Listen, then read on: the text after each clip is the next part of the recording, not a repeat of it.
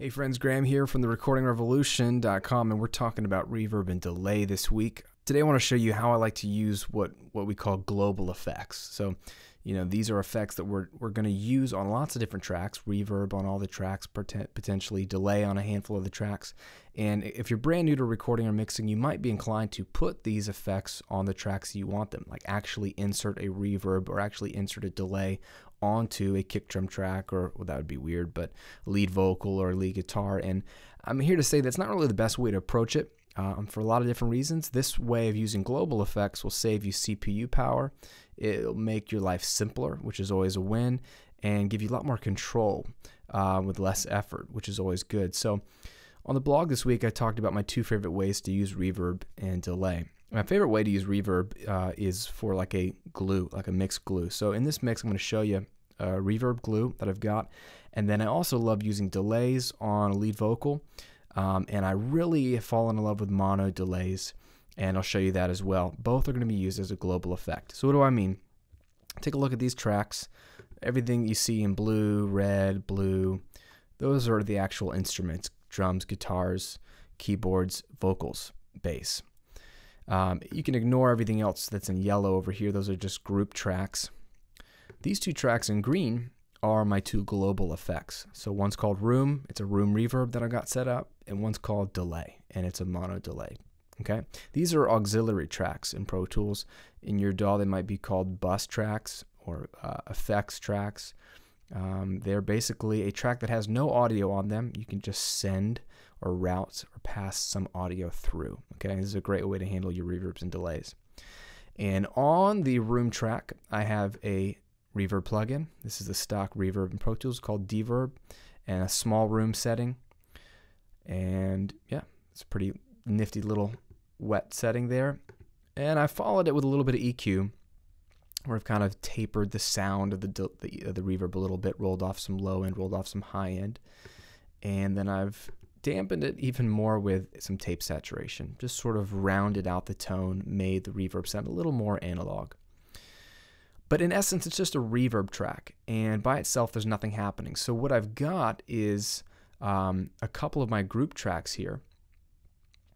The drums group, using a send, which is the way to control this.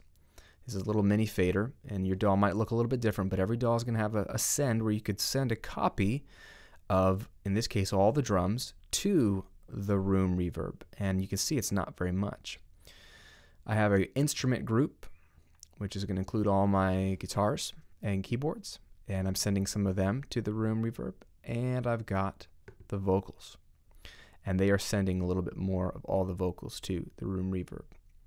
So all my instruments are going through their group faders and the master fader, but then a copy of all of them via the sends, a copy, not the actual tracks themselves, but a copy is being sent and dipped a little bit in this room reverb and then sent back out to my mix bus. So what I've got is a couple of faders that allow me to blend and have just a little bit of reverb on individual tracks. So the drums could have more or less reverb than the vocals, or more or less reverb than the guitars, and I'm only using one reverb plugin that has a set static setting. Very, very handy. That's the workflow here. And the same is true with the delay. So let me just show you what a simple glue reverb on a global effect can do for your mix, with or without. And you can see why this is a fun little tool to have. Because again, remember, if you're recording by yourself, let's say, or your band, and you're overdubbing, meaning you record one instrument at a time, you've got a bunch of disjointed tracks that may sound good, and hopefully they sound good, but they don't have any life or sense of space to them because they were all recorded one at a time in your bedroom or basement or whatever. A simple reverb glue, global reverb here, and setting a little bit of all the tracks to it will give you that sense of unity, glue, and space. So here is part of the song without any reverb.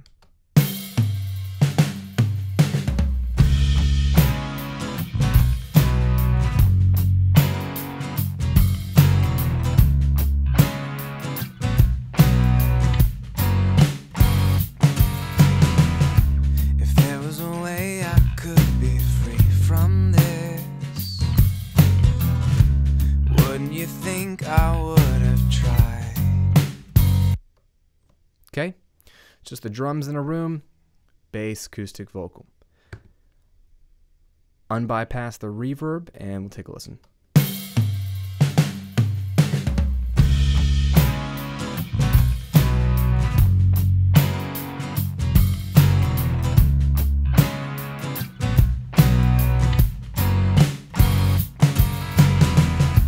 If there was a way I could be free from this, wouldn't you think I would have tried? Take it away. If there was a way I could fix all of this, Bring it back. then no more tears would need be cried. If there was a way I could look deep inside, find the answers to my hell, then I would have done so. So you can hear how obviously the vocals get drier. It's a very subtle thing, right? I'm not dousing things in reverb because I personally hate reverb. I have this hate-hate relationship with reverb, mostly because I'm not that great with reverb, but I really enjoy a simple global reverb that I can tweak, and then I can send what I want to it and what I don't want to it, and it's just there enough that if you take it away and you're listening in headphones, you go, man, things got a little smaller, a little more naked, a little more raw. What changed? To me, that's when I got the reverb at the right level. You bring it back in and things just sound natural or normal.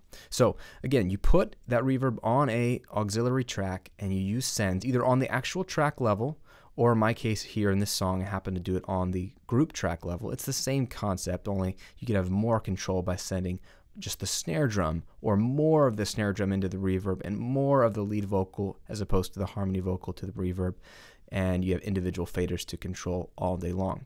My other favorite one is a delay, and in this case I have a mono delay. Let's go to the chorus because that's where the delay kicks in.